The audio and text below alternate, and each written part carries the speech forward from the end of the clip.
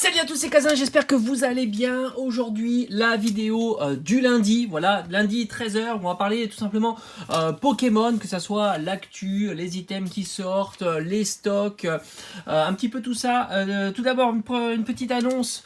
Demain, je ferai le tour des boutiques comme j'ai l'habitude de faire. J'espère trouver des petits items Pokémon pour faire le stock pour les vacances de Noël, pour cette fin de semaine. Je vais voir un petit peu s'il y a du stock en ce moment. J'aimerais trouver évidemment du Célébration ici ou du Point de Fusion, hein, qui est la série du moment. Je me suis aperçu que j'ai fait 6 ouvertures, j'ai ouvert 6 boosters sur la chaîne et j'ai ouvert 6 boosters de cette série là. Pour les actus, on va commencer par ce qui est un petit peu embêtant en ce moment, c'est les coffrets Alternate, Aquali, Voltali, Pyroli. J'en parle toutes les semaines. Alors ce matin, je me suis dit, allez, je vais prendre mon téléphone, je vais téléphoner aux différentes boutiques s'ils ont des informations sur ces coffrets-là. Et j'ai fait chou blanc, que ça soit sur les boutiques de jouets, King Jouets, Jouet Club, Maxi Toys, ou alors les boutiques plus spécialisées comme Cultura. Ça a été vraiment non, je ne sais pas.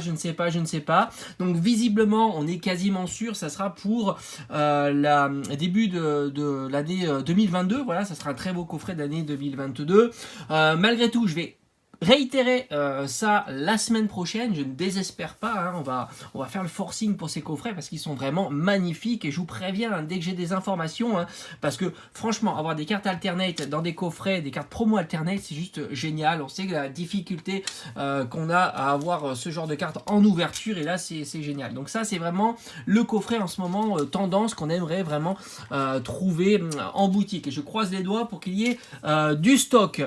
Maintenant, on va parler un petit peu de Star Étincelant. Il y a une carte qui a l'air de fuiter, qui va être THE carte du set. Je vous en parle rarement des cartes des différentes séries qui vont sortir, mais là, elle est tellement elle est cool, hein, que je devais vous en parler. Carte alternate de Dracofeu. Alors moi je la trouve sympa, je vous la mets en petite miniature ici. On a un espèce de duel avec Florizard, duel au sommet, un magnifique. Je la trouve sympa, je la trouve très belle parce que les cartes alternates sont très très belles.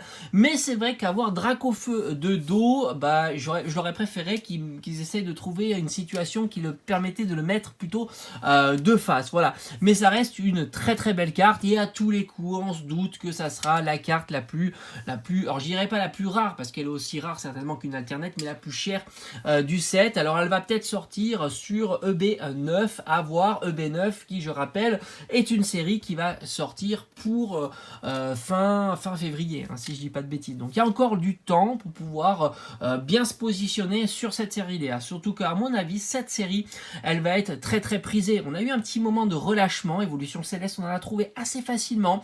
On a trouvé aussi du Point de Fusion assez facilement. Célébration, j'en parle pas, c'était assez compliqué. D'ailleurs, je vais vous en parler dans quelques minutes. Et je pense que ça va revenir avec les V-Stars. Un petit peu, la hype va revenir. Et puis surtout qu'ils mettent en avant Dracofeu. Et on sait que quand il y a Dracofeu, souvent ça crispe un petit peu les collectionneurs. Voilà. Donc moi, j'attends cette série avec impatience. J'espère pouvoir vous en faire quelques ouvertures. Je sais pas combien, peut-être une dizaine, une vingtaine, une trentaine de boosters. À voir ce que j'arrive à trouver. J'espère que le taux de drop sera plutôt cool sur cette série là, je croise les doigts, et donc à voir. En tous les cas, ça promet de belles ouvertures. Maintenant, on va terminer par la série qui m'a fait kiffer de fin d'année, hein. C'est tout simplement les 25 ans. Alors j'ai regardé un petit peu les tarifs, j'aime bien regarder régulièrement comme ça pour voir un petit peu les tendances. J'ai l'impression que la tendance est toujours la même. On a des items scellés qui sont relativement accessibles par rapport à leur prix de sortie. Les coffrets, ça oscille entre une trentaine d'euros à 45-50 euros pour le plus cher qui est Dracofeu, évidemment. Donc ça reste assez proche quand même de leur prix de sortie. Les valisettes, j'en parle pas, c'est quasiment le prix de sortie. On peut les trouver pour 40-45 euros assez régulièrement et pas trop difficilement. Les seuls items qui restent, voilà, toujours un petit peu plus compliqués à trouver. Le coffret avec la figurine Pikachu et enfin le TB Ultra Premium avec les cartes métalliques. Ça, ce sont des coffrets qui sont quand même relativement onéreux. Le TB reste aux alentours de 80-90 euros, donc c'est plus cher évidemment que la sortie. On était aux alentours alentours d'une soixantaine d'euros, parce que je rappelle que c'est quand même une ETB avec une carte promotionnelle, avec une 10 boosters de la série Célébration, donc c'est quand même une très très belle ETB. J'ai l'impression, et ça sera à confirmer, qu'il y a du stock qui est en train d'arriver sur les sites, alors sur les boutiques, on va dire, spécialisées, voilà, parce qu'il y a des boutiques spécialisées de cartes. J'ai l'impression qu'il y a du stock sur ces boutiques-là, à voir si ce stock-là va être transféré dans les boutiques physiques classiques, type jouets, jouets club, enfin aussi Cultura, ou alors les grandes surfaces. Ça, c'est vraiment à voir. Donc justement, je vais essayer d'un petit peu de glaner des informations là, mais j'ai l'impression qu'il y a du stock sur les boutiques spécialisées. Alors évidemment, spécialisées, c'est toujours plus cher que les boutiques, on va dire, classiques. On retrouve même de l'ETB, on retrouve même, si je dis pas de bêtises, des coffrets ultra premium, voilà. Donc ça, c'est en train de revenir, même des coffrets comme Zacian, mais voilà, en boutique spécialisée, les tarifs sont un peu plus élevés, voire même beaucoup plus élevés sur des coffrets, par exemple, ultra premium.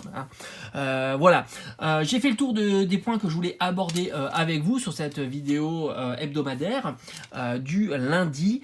Donc demain, rendez-vous en boutique. Bon, s'il n'y a rien, il n'y aura pas de vidéo, évidemment, je ne vais pas vous tourner des vidéos si je trouve absolument rien en boutique, mais si je trouve des items sympathiques, je vous les montrerai en vidéo, je ferai le débrief avec vous, et puis je vous proposerai tout simplement des ouvertures, voilà, tout simplement. J'espère en tous les cas que cette vidéo vous aura plu. Donc on va dire 3 actualités dans cette vidéo: les coffrets alternate qu'on trouve nulle part, et j'ai téléphoné, le Dracofeu qui fait son intrusion certainement dans EB9, qui est une très bonne nouvelle pour les collectionneurs de Dracofeu, un peu moins pour ceux qui se moquent de Dracofeu, qui aimeraient ouvrir du Star étincelant. Et enfin, petit tour d'horizon sur Célébration. Allez, je vous dis à très vite, portez-vous bien, on se retrouve sur la chaîne comme d'habitude très vite pour d'autres divertissements. Allez, ciao ciao.